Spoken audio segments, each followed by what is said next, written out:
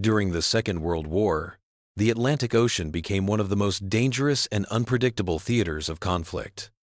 Vast waters that had once served primarily as commercial routes turned into a stage for a concealed struggle in which no vessel was guaranteed a safe return. German submarines, operating in so-called wolf-pack formations, sought to disrupt Allied supply lines and inflict maximum losses on convoys carrying food, fuel, equipment, and personnel. Their early successes forced multiple Allied commands to rethink their strategies, yet even the most advanced countermeasures did not always ensure security. Submarine warfare remained difficult to predict, and any ship could become a target. Within one of the many convoys crossing the ocean traveled a medium-tonnage merchant vessel tasked with transporting food supplies. It stood out neither by size, nor by speed, nor by armament. Its mission was simple yet essential: to deliver grain, salt, flour, vegetables, and other provisions to port areas where these resources were distributed among military bases. On board served mechanics, navigators, radio operators, deckhands, and a ship's cook. From the perspective of naval structure, his position was considered modest and largely unnoticed. Yet during long crossings and periods of constant tension, it held crucial importance. Food was not only a source of energy, but also a factor that maintained the crew's morale. The cook had served for many years, surviving storms and numerous ocean crossings even before the war began. He had little interest in fleet strategy or the technicalities of naval engagements. He performed his duties methodically, with steady precision. However, it was his attentiveness and experience that ultimately placed him at the center of an episode later remembered as one of the more unusual moments in the confrontation with German submarines. Convoys of the period followed carefully calculated routes designed to minimize the risk of encountering U-boats. Even so, German submarines maneuvered actively in areas where merchant vessels had no choice but to transit through vulnerable sections. Their crews relied on intercepted radio signals, visual sightings, ocean currents, and weather conditions. Unlike large naval ships, merchant vessels could not reach high speeds and often became easy prey. Escort ships protected them, but they could not guarantee absolute safety. On one particular day, the convoy containing the cook's ship approached a region known for its danger. On naval maps, this segment was marked as a corridor with high submarine activity.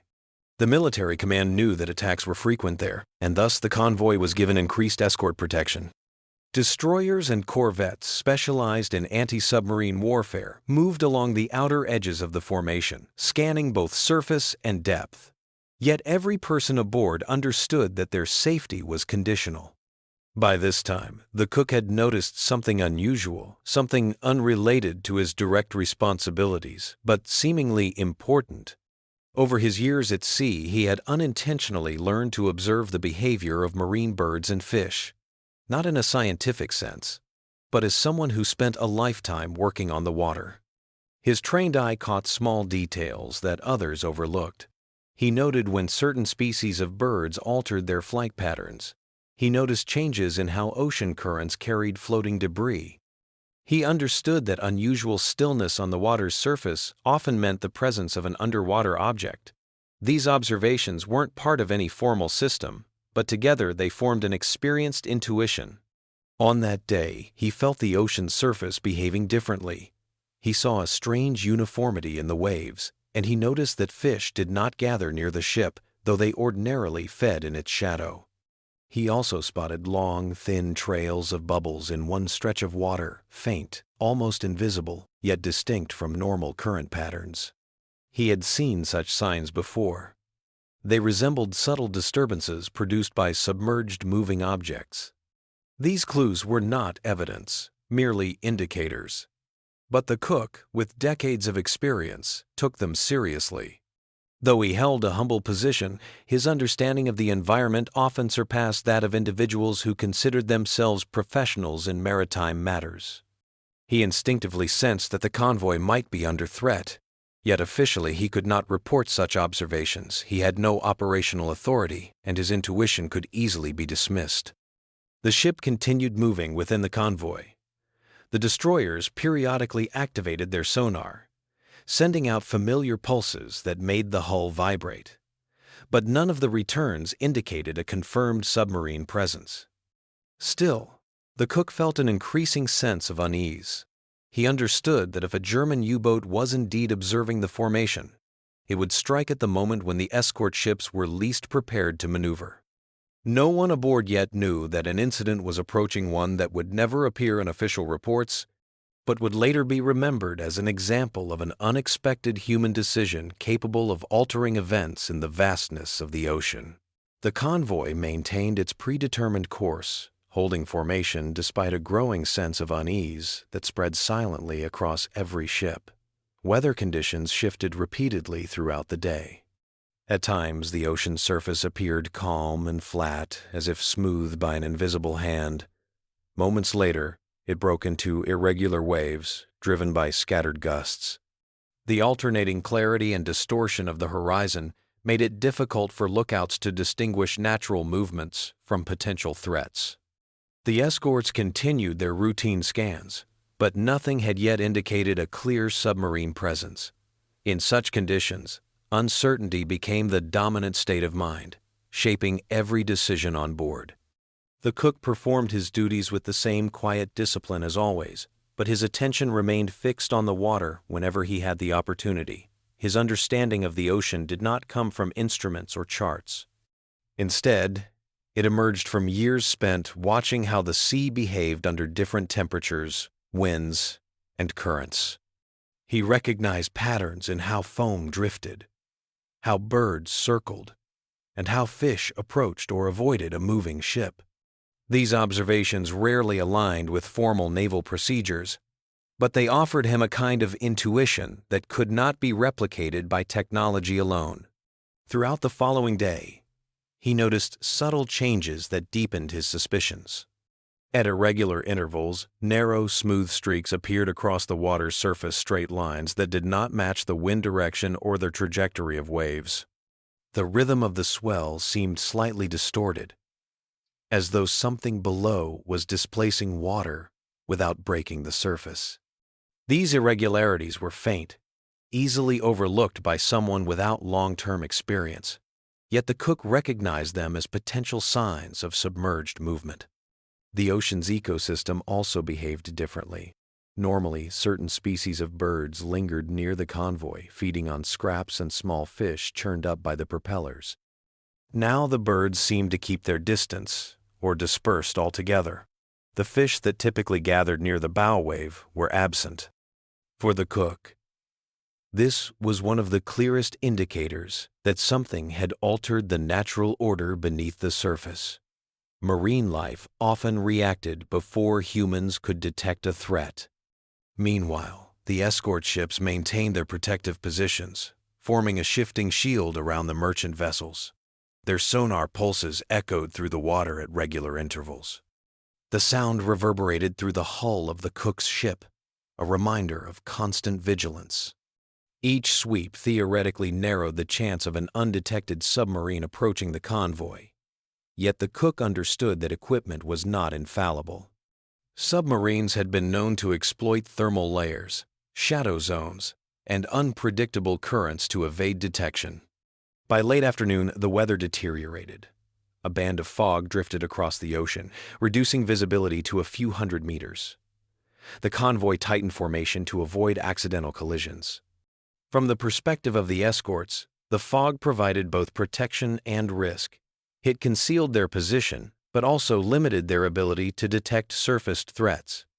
For a submarine commander, fog could serve as an opportunity to approach undetected before diving again beneath the protective layer of mist. Throughout these shifts, the cook continued watching the water whenever he stepped out to dispose of kitchen waste or retrieve supplies from storage. His observations became increasingly consistent. The smooth streaks, the displaced wave patterns, the absent marine life, all pointed to the same conclusion. Something was moving beneath the convoy, keeping pace at a measured distance. It was not uncommon for a U-boat to shadow a formation for hours, waiting for the moment when the escort's attention shifted, radar interference increased, or spacing between ships widened. Despite this, there was no indication from the bridge that anyone else sensed danger. The cook had no formal channel through which he could voice his concerns. His experience was practical, not technical, and any suggestion based solely on intuition risked being dismissed. He returned to his duties but remained alert, continuing to observe each subtle change around the vessel. As evening approached, the sea became even calmer, forming a near-perfect surface that reflected the fading light. Beneath this quiet exterior, however, the cook sensed movement not visible, but present. The sound of distant engines occasionally reached him in brief, muted bursts, carried through the water rather than the air. These faint vibrations seemed out of rhythm with the convoy's own machinery. The escorts continued their patrols, but the formation drifted slightly due to reduced visibility.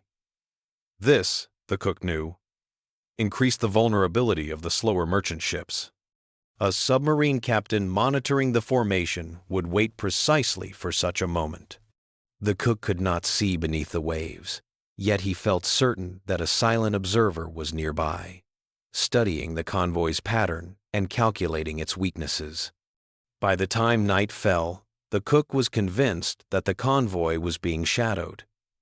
He had no evidence to present, no authority to influence the ship's course, and no way of knowing how close the danger truly was. But his intuition, sharpened by decades at sea, told him that the next stage of the encounter was imminent.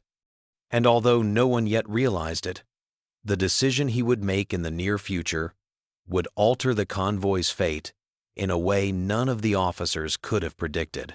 Night settled over the convoy, and the ocean transformed into a vast, dark plain, broken only by the movement of ships pushing through the water.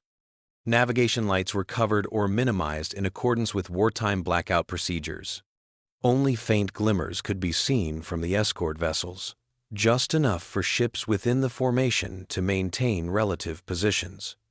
In this environment, silence became both a protection and a threat. The calm surface hid everything below, and the darkness obscured everything above. It was the ideal setting for a German U-boat commander waiting for an opening. The cook, long finished with the evening meal preparations, stepped onto the deck for a brief respite. He watched how the ship cut through the quiet water, forming a predictable wake. He had always known that wakes attracted attention not only from fish or birds but also from any observer trying to track a vessel in darkness. The regular churn of water behind the ship formed a signature easily identifiable to someone searching for targets. And in the stillness of that night, he noticed that the wake appeared sharper, brighter, and more defined than usual. This observation triggered something in his memory. Earlier in the war, he had served on a different vessel whose captain used a particular trick when they suspected submarine activity. They would alter the pattern of the ship's discarded waste to confuse enemy observers. In rough seas, scraps thrown overboard dispersed quickly and unpredictably. But in calm weather like this, dumped organic matter could form trails, resembling small wakes, false signatures that, when drifting, might be mistaken for the movement of smaller accompanying vessels. The cook had not been responsible for this tactic, but he had watched it work surprisingly well on more than one occasion. Now, sensing the convoy was being shadowed, the cook considered whether a similar approach might help. He understood he could not change the ship's course or alter its speed. He could not communicate with the bridge or provide evidence of underwater danger, but he did have control over the waste generated by the kitchen food remnants, peelings, ash, packaging fragments. And he knew how these materials behaved in water of different temperatures and densities. The calmness of the surface made it possible that any floating debris could remain visible for a considerable distance. If released in a controlled way, such debris could drift independently, forming diverging trails. A submarine commander using a periscope or hydrophone might misinterpret these disturbances, believing them to be signatures of additional surface vessels. In the tactical logic of U-boat operations, more ships meant more escorts, and more escorts meant a higher risk of counterattack. Submarines preferred striking when they believed only merchant vessels were present with minimal protection. Quietly and deliberately, the cook began gathering the waste materials he had set aside earlier. He separated heavier pieces from lighter ones, knowing how each would behave. He collected leftover vegetable peels, water-soaked paper sacks, coffee grounds, and ash.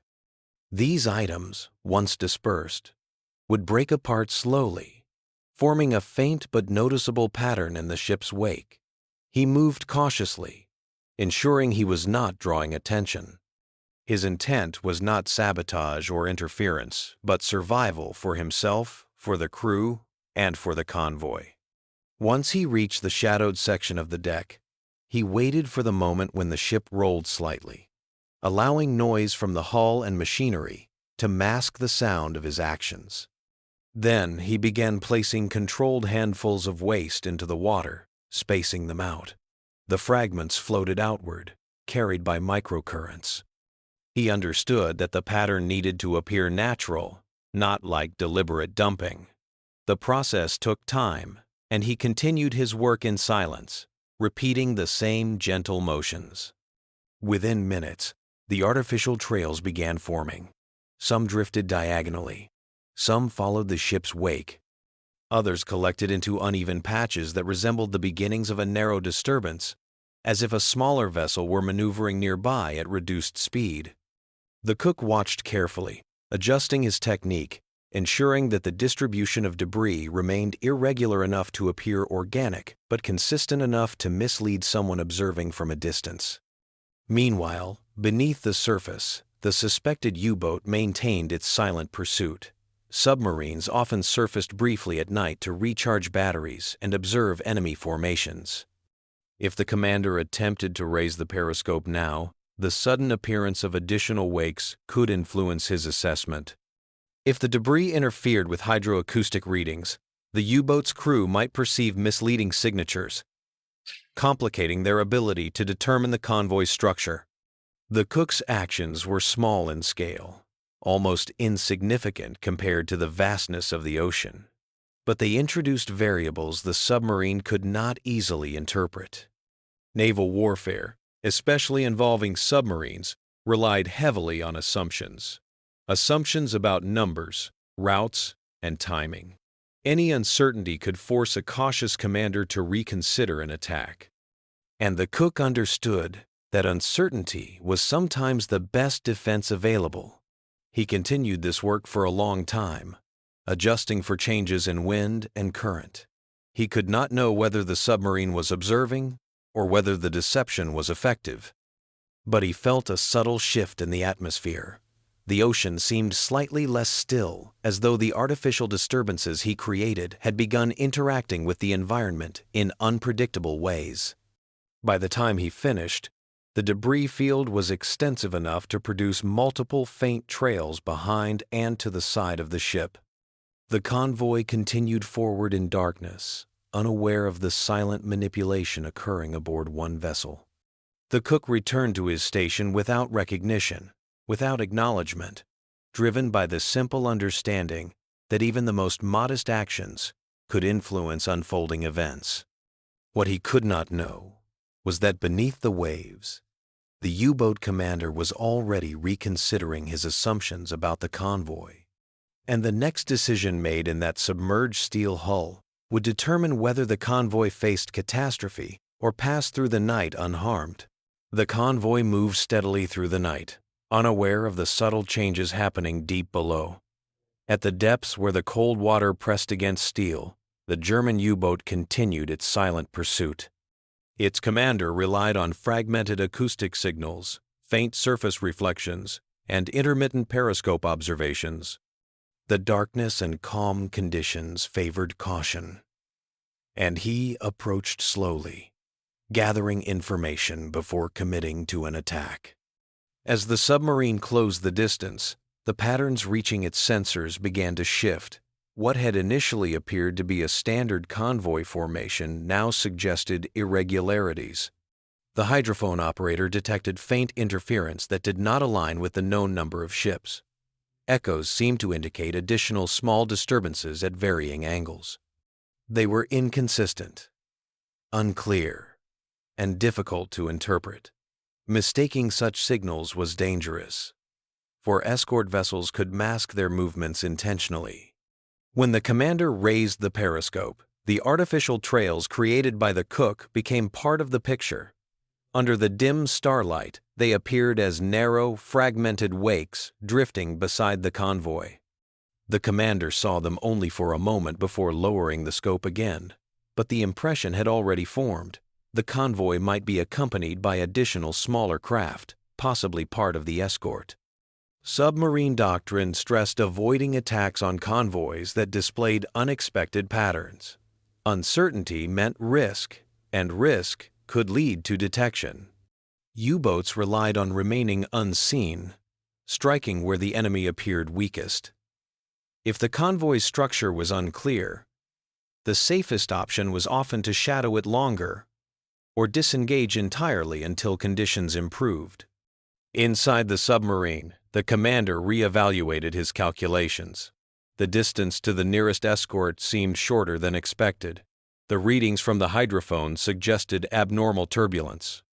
The visibility was reduced, and the moonlight repeatedly vanished behind clouds. He could not determine whether the disturbances were natural, accidental, or deliberate countermeasures.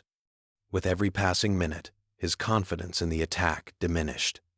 Above the water, the convoy continued forward without altering its speed or direction.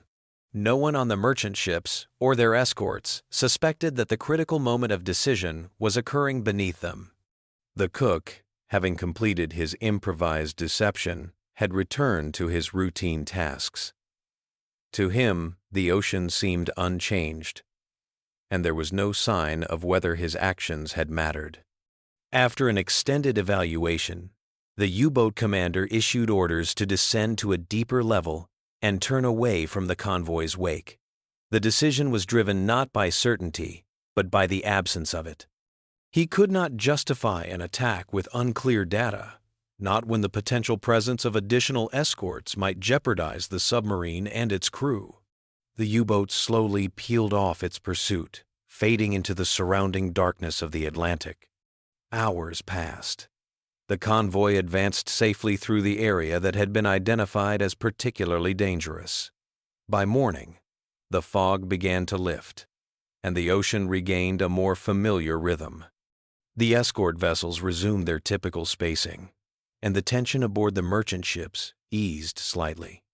The night had passed without incident, and no one knew how close they might have been to a submarine attack. Only the cook sensed a change. When he stepped onto the deck for his morning tasks, the water felt calmer, undisturbed by any subtle presence. Marine life had returned near the hull, following its movement. Birds began circling overhead again. To him, these natural signs implied that whatever had been shadowing them was now gone. His actions were never recorded in official reports, and no officer noted any unusual behavior on his part. The convoy completed its journey, delivering its supplies to port. The cook resumed his duties on future voyages with the same quiet dedication, never seeking acknowledgement. Yet the incident remained a quiet demonstration of how small, practical knowledge applied at the right moment could alter the outcome of a dangerous situation. Without weapons, authority, or formal training, he had influenced the course of events simply by understanding the ocean better than most. In the vastness of the Atlantic, where countless decisions determined survival, one man's modest intuition had been enough to outsmart a submarine built to hunt entire fleets.